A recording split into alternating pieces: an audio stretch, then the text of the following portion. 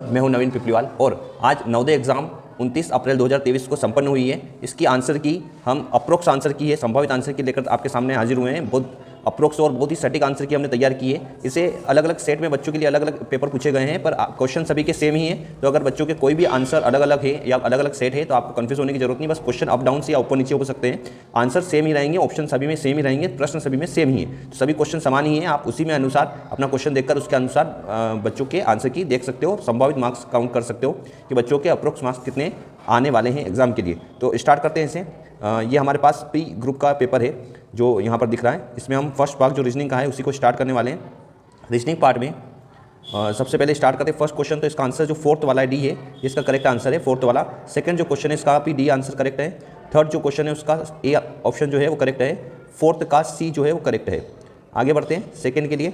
तो फिफ्थ के लिए, फिफ्थ में जो ए ऑप्शन है वो करेक्ट है। सिक्स के लिए जो सी ऑप्शन है वो करेक्ट है। सेवन्थ क्वेश्चन में बी ऑप्शन करेक्ट है और 8 में बी ऑप्शन करेक्ट है। अगर आपका पेपर डिफरेंट सेट है, इस सेट के समान नहीं है, तो आप आकृति को देखिए, आप क्वेश्चन को देखिए और क्वेश्चन के अकॉर्डिंग ABCD ऑप्शन सही काउंट कर लेना। चलिए आगे की ओर बढ़ते हैं। इसके बाद नाइन्थ जो क्वेश्चन है उसमें नाइन्थ में हमारा बी वाला जो है वो करेक्ट है। 10th क्वेश्चन में जो सी ऑप्शन है वो करेक्ट है। 11th में जो ए ऑप्शन है वो करेक्ट है और 12 में जो बी ऑप्शन है वो करेक्ट है। आगे की ओर बढ़ते हैं। चलिए जो क्वेश्चन नंबर 13 है इसमें बढ़ते हैं। क्वेश्चन नंबर 13 में जो डी ऑप्शन है वो करेक्ट है। 14 ऑप्शन में सी जो है वो करेक्ट है। 15वें क्वेश्चन में डी जो है वो करेक्ट है और 16वें क्वेश्चन में बी ऑप्शन करेक्ट है। आगे की ओर बढ़ते हैं। जो क्वेश्चन नंबर 17 है 17 है, इसमें हमारे पास सी ऑप्शन जो है वो करेक्ट है। 18वें में ए ऑप्शन करेक्ट है। 19 में सी ऑप्शन करेक्ट है और 20 में बी ऑप्शन करेक्ट है। आगे की ओर बढ़ते हैं। क्वेश्चन नंबर 21 में 21 में बात करें तो 21 में डी जो ऑप्शन है वो करेक्ट है। 22 में बी ऑप्शन करेक्ट है। 23 में 23 में बी ऑप्शन करेक्ट है और 24 में ऑप्शन नंबर ए करेक्ट है। चलिए और आगे बढ़ते हैं। क्वेश्चन नंबर 25 25वें क्वेश्चन के लिए बात करें तो 25वें में सी ऑप्शन करेक्ट है। 26वें में बी ऑप्शन करेक्ट है।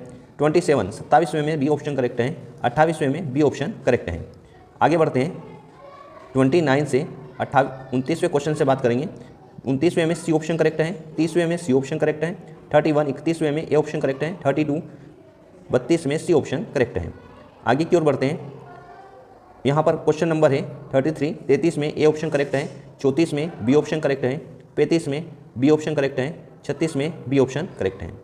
आगे बढ़ते हैं। 37 चलिए 37 37 में डी ऑप्शन करेक्ट है। उसके बाद 38 में ए ऑप्शन करेक्ट है। 39 में बी ऑप्शन करेक्ट है। 40 40 में ए ऑप्शन करेक्ट है। नेक्स्ट यहाँ पर मैथ्स का पार्ट आ चुका है। रीजनिंग का पार्ट जो 50% का पार्ट था 40 क्वेश्चन के लिए वो कंप्लीट हो चुका है। तो 41वें क्वेश्चन में मतलब 41वें क्वेश्चन में बी जो ऑप्शन है वो करेक्ट है। 42वें में बी ऑप्शन करेक्ट है। 43वें में बी ऑप्शन करेक्ट है। 44वें में डी ऑप्शन करेक्ट है। 45 में डी ऑप्शन करेक्ट है। इसके बाद बात करें आगे तो 46वें में डी ऑप्शन करेक्ट है 105। 47 में बी ऑप्शन करेक्ट है। 48 में बी ऑप्शन करेक्ट है। 49 में बी ऑप्शन करेक्ट है और 50 में भी बी ऑप्शन करेक्ट है। चलिए आगे बढ़ते हैं। क्वेश्चन नंबर 51 पे, यहाँ पर भी मैथ्स का ही पार्ट है भी। तो क्वेश्चन नंबर 51 में हमारा ए ऑप्शन करेक्ट है। क्वेश्चन नंबर 52 में डी ऑप्शन करेक्ट है। क्वेश्चन नंबर 53 में डी ऑप्शन करेक्ट है। 54 में सी ऑप्शन करेक्ट है। 55 में डी ऑप्शन करेक्ट है। इसके बाद आगे बढ़ते हैं क्वेश्चन नंबर 56 में। तो 56 की बात करें, क्वेश्चन नंबर 56 में ए ऑप्शन करेक्ट है। 57 में सी ऑप्शन करेक्ट है। 58 में डी ऑप्शन करेक्ट है। 59 में ए ऑप्शन करेक्ट है और 60 में बी ऑप्शन करेक्ट है। आगे बढ़ेंगे। जो अगला पार्ट है वो हिंदी का है। हिंदी में जो पैसेज वाला पार्ट आता है वहाँ से क्वेश्चन स्टार्ट होंगे। तो यहाँ पर आप अपना पैसेज मैच कीजिए, कौन से पैसेज से कौन से जो हमारा अपरिचित गद्यांश है वो से क्वेश्चन है। आपका अपरिचित गद्यांश आगे पीछे होंगे अगर सेट डिफरेंस है तो, अगर पी सेट है तो यही रहेंगे।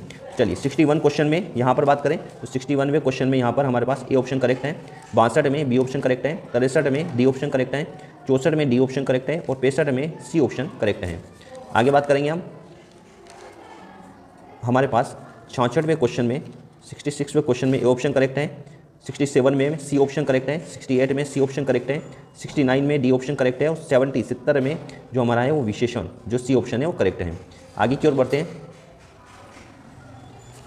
71 से 71वें क्वेश्चन में देखते हैं जो हमारा अनुच्छेद 3 है, एक ही तरह का काम करते करते आपको इमेज कर लेना है। इसी से स्टार्ट करते हैं। 71वें क्वेश्चन में सी ऑप्शन करेक्ट है। 72 में 72 में डी ऑप्शन करेक्ट है। 73वें में बी ऑप्शन करेक्ट है, 74वें में बी ऑप्शन करेक्ट है और 75 में सी ऑप्शन करेक्ट है। यहाँ पर मैंने जो गोले बना रखे हैं ये करेक्ट आंसर है, रेड से यही आपको करेक्ट पिक करने हैं। इसके बाद जो अगला अंतिम पैसेज है हमारे पास अनुच्छेद 4 जो है वो ज्वालामुखी जलता हुआ पर्वत है, यहाँ से आपको स्टार्ट करना है, इसमें मैच करने हैं। 76वें क्वेश्चन में ए ऑप्शन करेक्ट है, 77 73 में सी ऑप्शन करेक्ट है, 78 में डी ऑप्शन करेक्ट है, 79 में डी ऑप्शन करेक्ट है और 80 में ए ऑप्शन के साथ करेक्ट है। आई होप आपको पूरा पेपर कंप्लीट हुआ होगा। 80 मार्क्स का क्वेश्चन, 80 क्वेश्चनों का जो हमारा प्रश्न है नवोदय एंट्रेंस एग्जाम क्लास 6 के लिए जो नवोदय एंट्रेंस एग्जाम होता है वो जो आज संपन्न हुआ है, इसका पूरा आपको जो आंसर की संभावित आंसर की वो हमने जारी किए हैं। इसमें देखकर आप टिक लगा सकते हो और लगभग आंसर पर पहुंच सकते हो कि कितने बच्चों के लिए सही हो रहे हैं।